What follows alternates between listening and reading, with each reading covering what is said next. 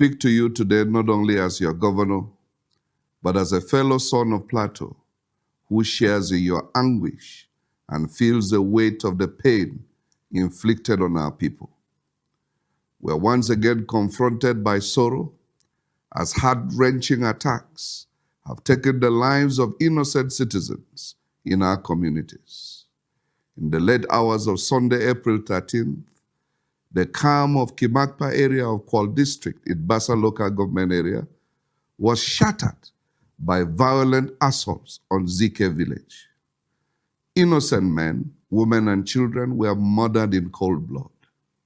Homes were touched, properties ravaged, and entire families left in agony.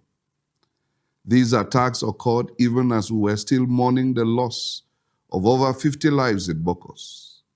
The scale, the frequency, and intent of these atrocities are unmistakable. Let us be clear. This is not random violence. This is not an isolated conflict between farmers and herders.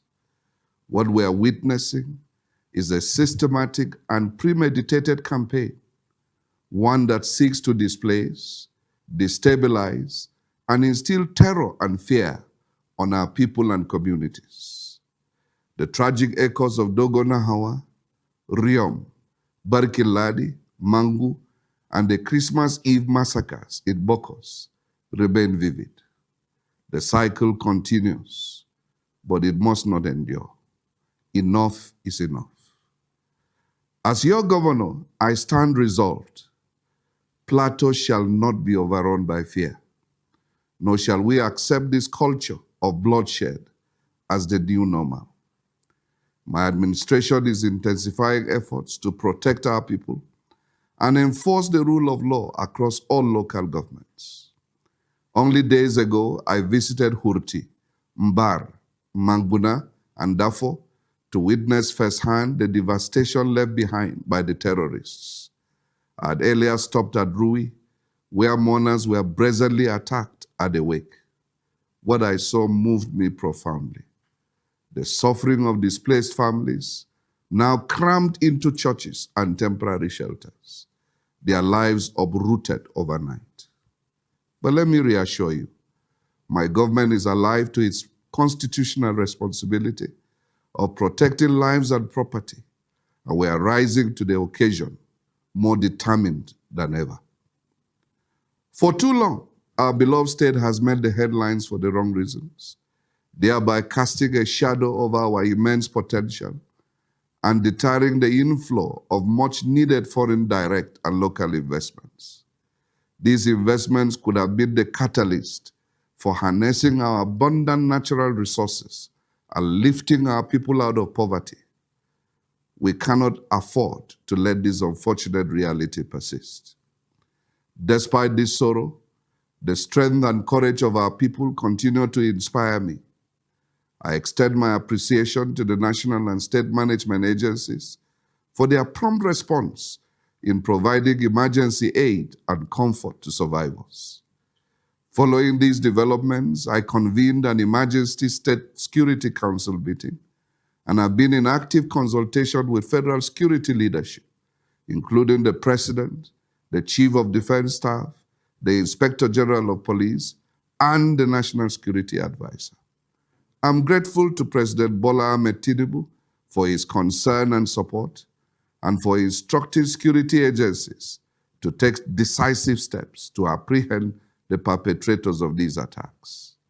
Security deployments are being reinforced, and Operation Rainbow is being restructured to support community stabilization efforts.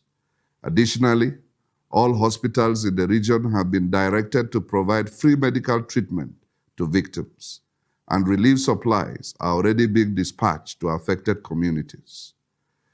To restore calm and strengthen vigilance, I hereby announce the following measures effective Wednesday, April 16th. Night grazing of cattle is strictly prohibited. Transportation of cattle by vehicle is banned after 7 p.m. The use of motorcycles is restricted from 7 p.m. to 6 a.m. across the state until further notice. We're also activating community-based response systems. I urge the traditional leaders and youth associations to reactivate local vigilante groups and organize night patrols in coordination with the security agencies. We must protect our communities while upholding the rule of law. Furthermore, I have mandated the newly inaugurated Interreligious Council to begin immediate engagement with all stakeholders to address the deeper issues surrounding these attacks. I shall also be appointing a special envoy on peace to lead grassroots consultations and intelligence coordination.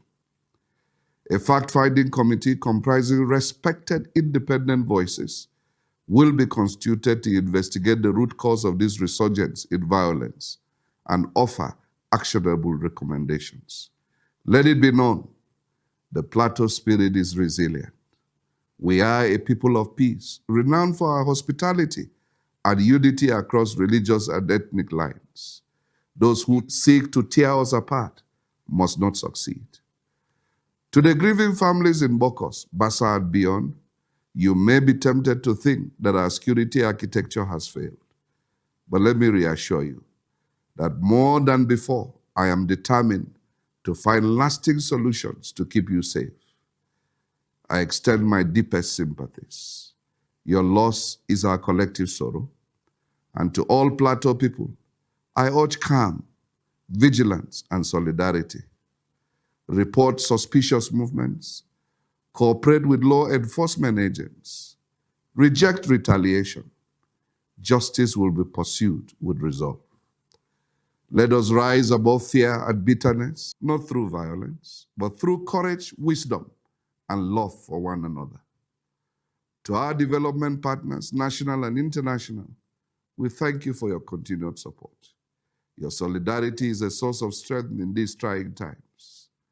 Let me also appreciate all Nigerians home and in diaspora and our friends across the globe for your prayers, support, and encouragement.